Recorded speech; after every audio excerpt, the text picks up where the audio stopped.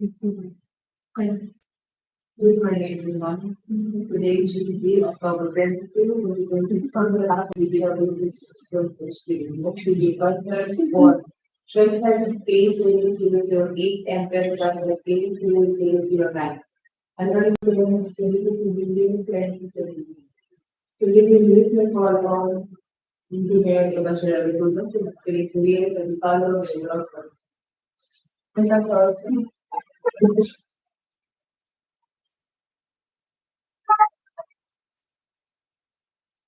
solid project, trees and daily. Guys, as each and everyone allows the Holy Spirit, so that we will be able to achieve the objectives of this undertaking, the previous conference. Give us the grace to be open-minded.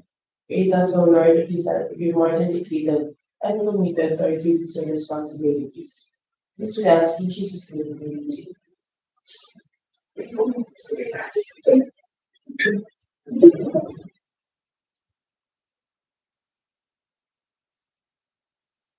Good morning, everyone.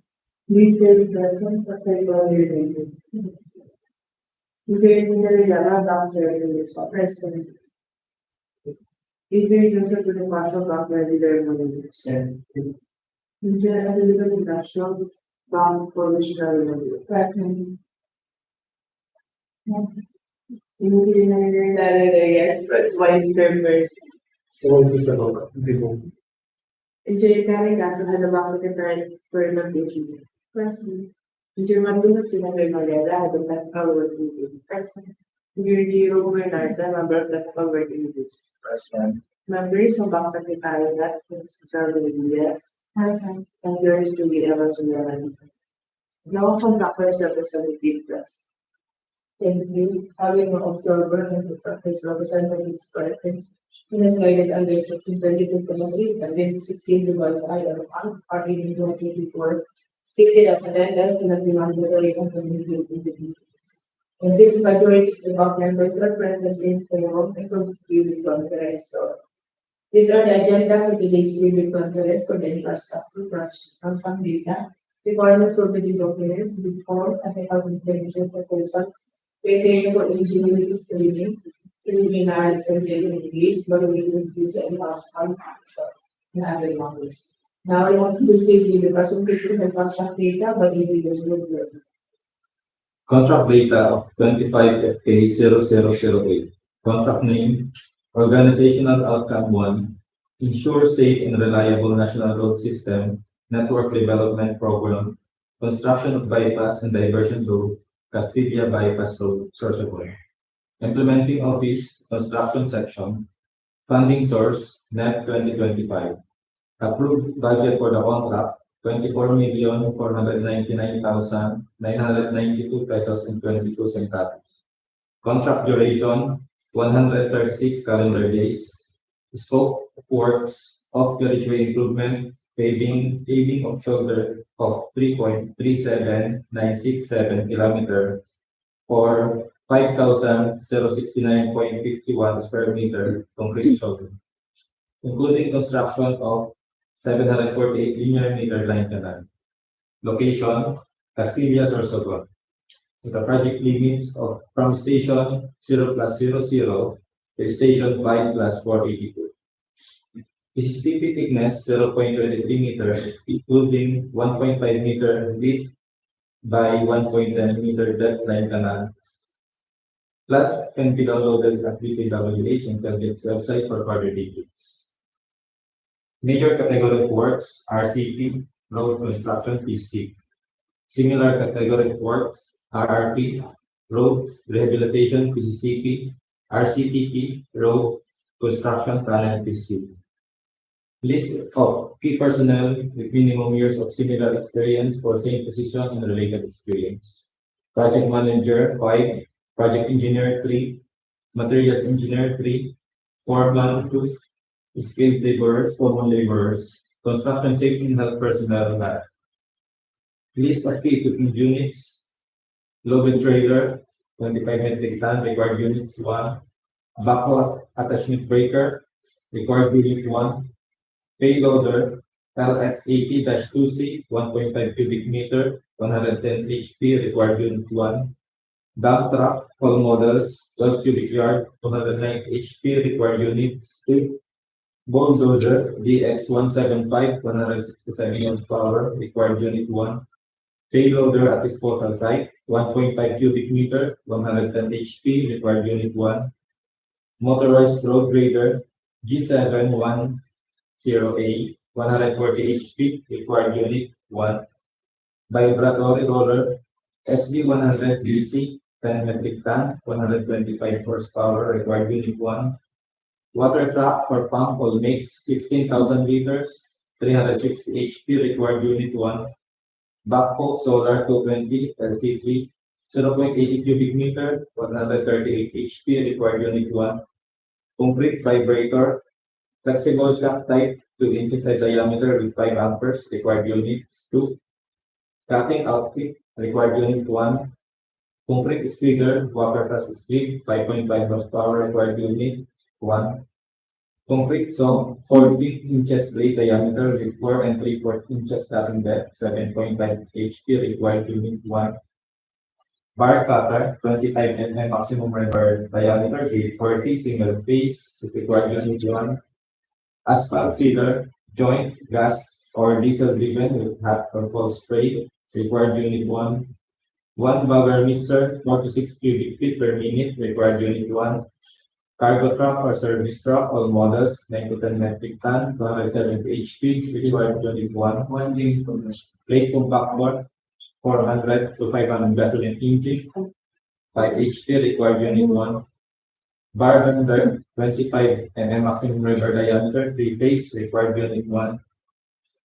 Bar cutter, 42 mm maximum rebar diameter, grade 40, single phase, required unit 1.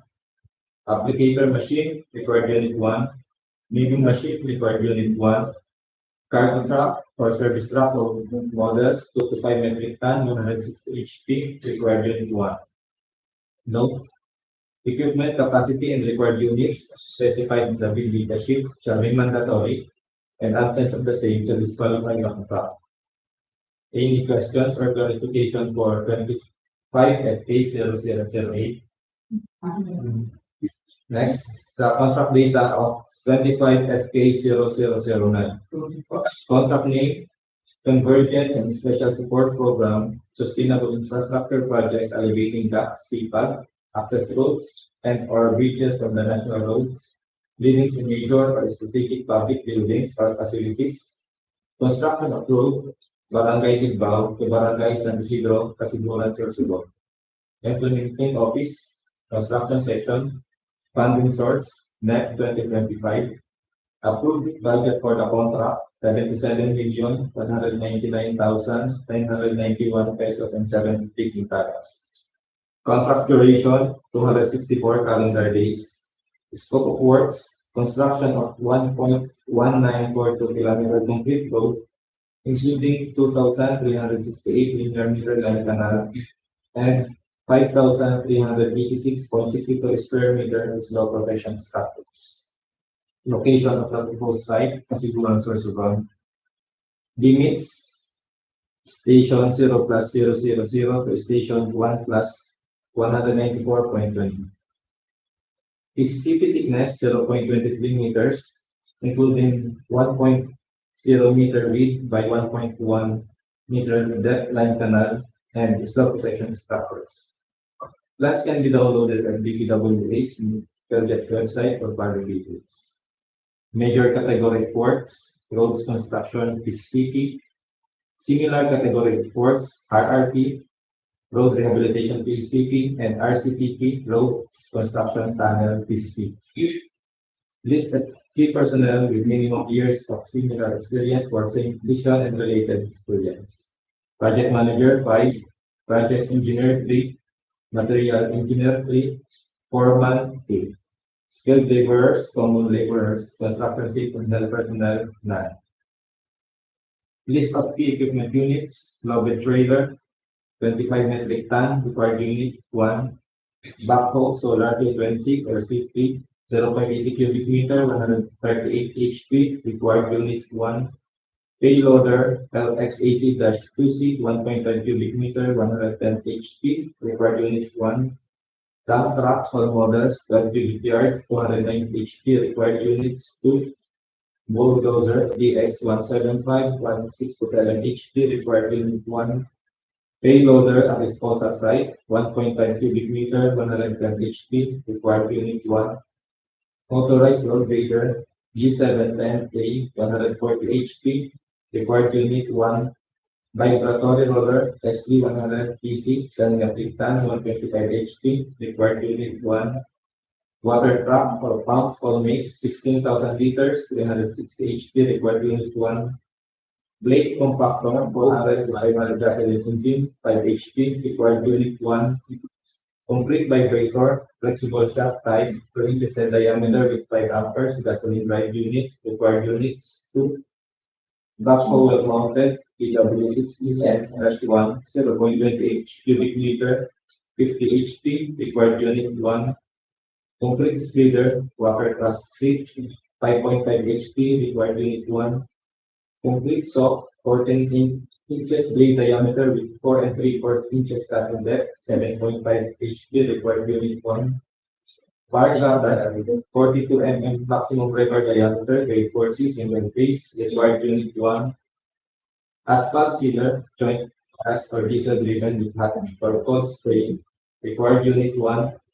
Bar bender, 25 mm maximum record diameter, refuse, required unit 1.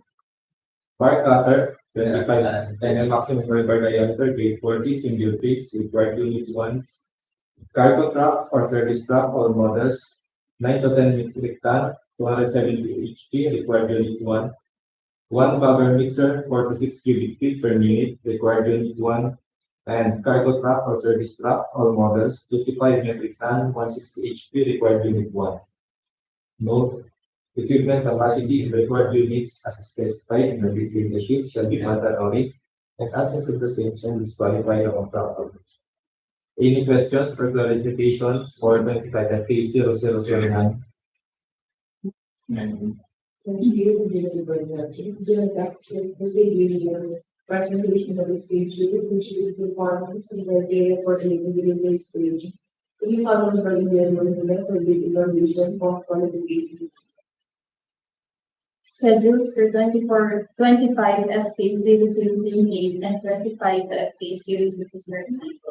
Issuance or downloading of PDF documents from October 22 to November 4, 2022. Hard copies and box secretariat, DPWH Sorsogon First DEO, Tigbao, Sorsogon City.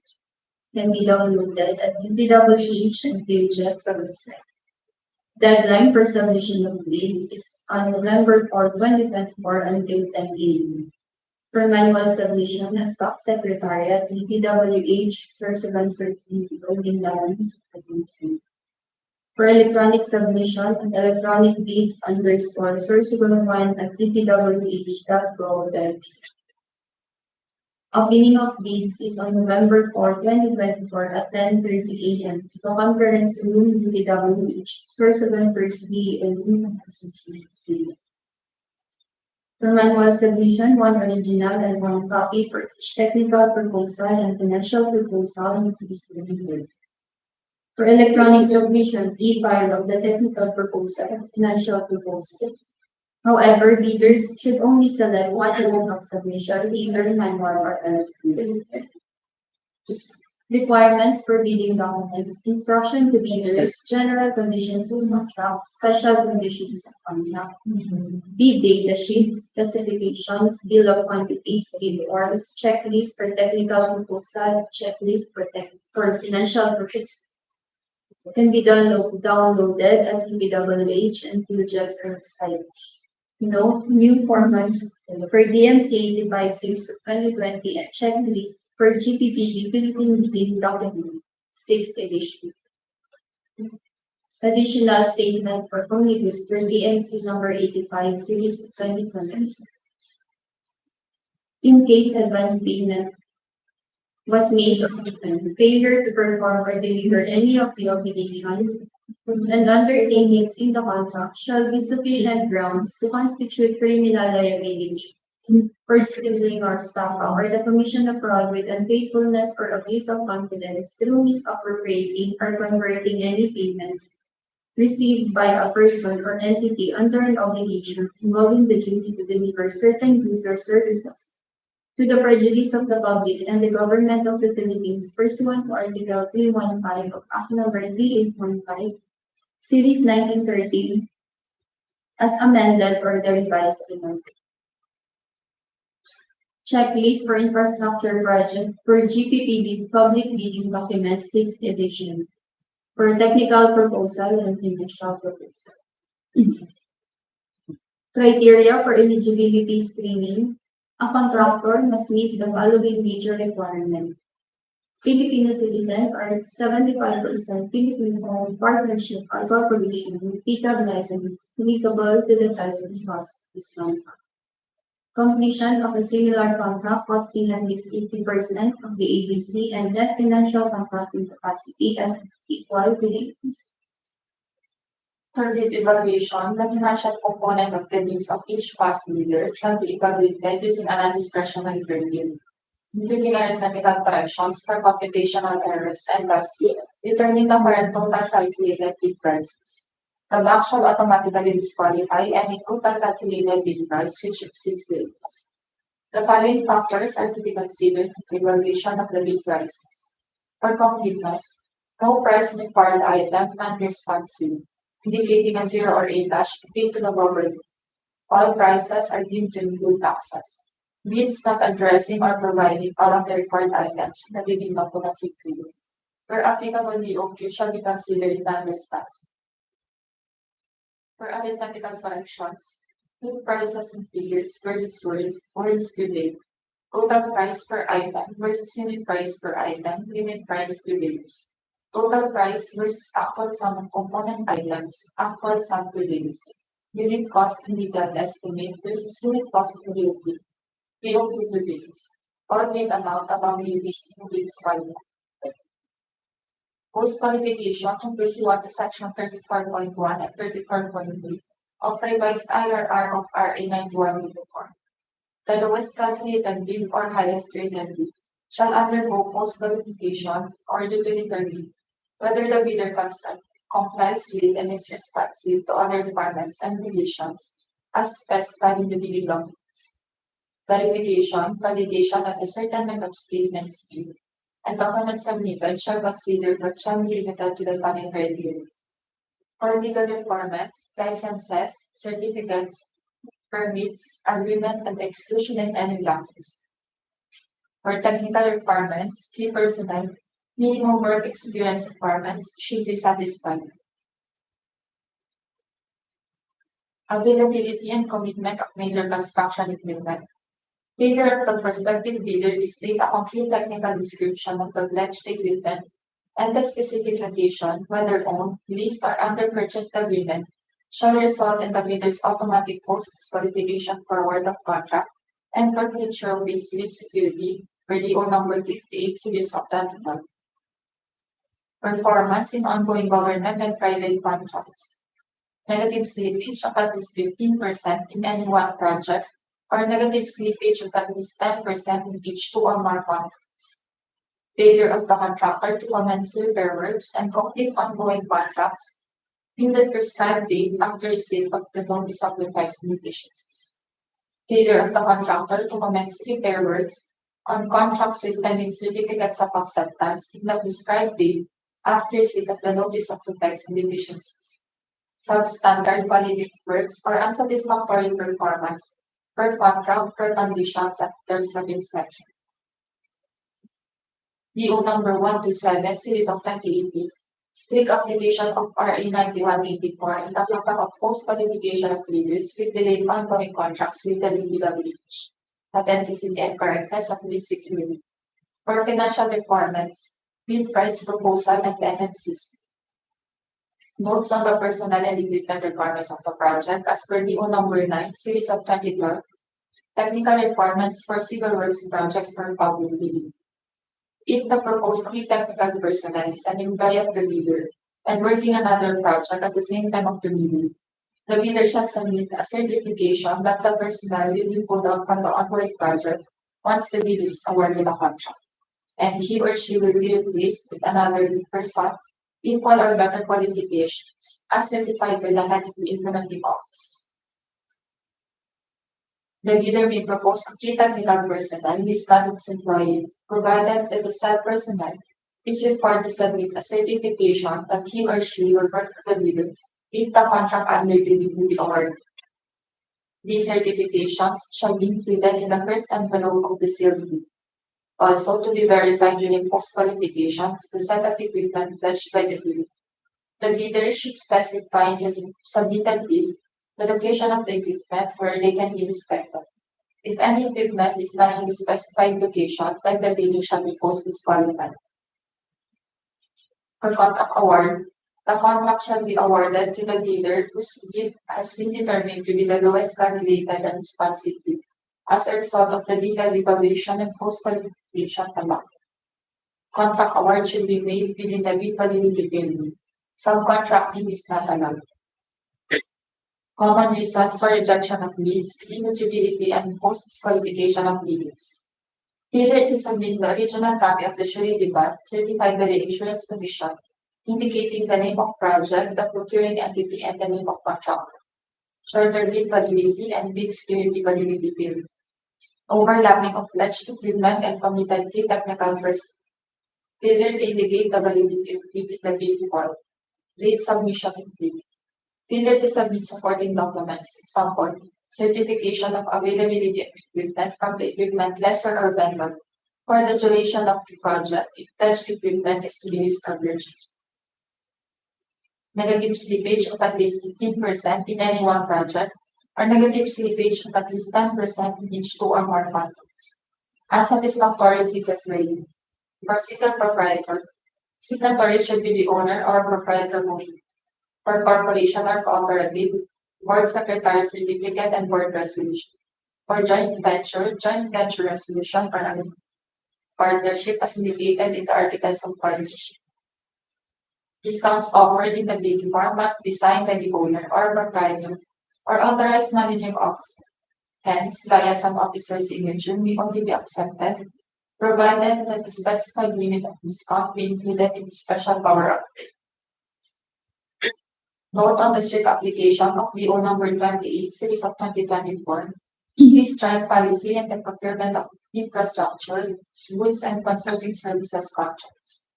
If the bidder commits any of the three major offenses or acts, as described as all other acts to tend to defeat the purpose of competitive bidding, they shall be subjected to an administrative penalty. The following are the classification of offenses. Number 1, withdrawal from the bidding process, submission of non-participation letter, or failure to submit the bid after purchasing the bid documents. Number 2, submission of late bids without valid reasons as determined by the law. Number 3, submission of patently insufficient bid during eligibility screening and or shortlisting, during bid evaluation and during post-qualification. Please refer to the above stated department order for clarification guidelines.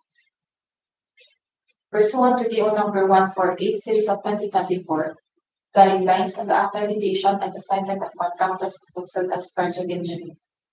Only qualified and competent project engineers of the contractors and consultants in the implementation of the DPWH projects are hereby prescribed.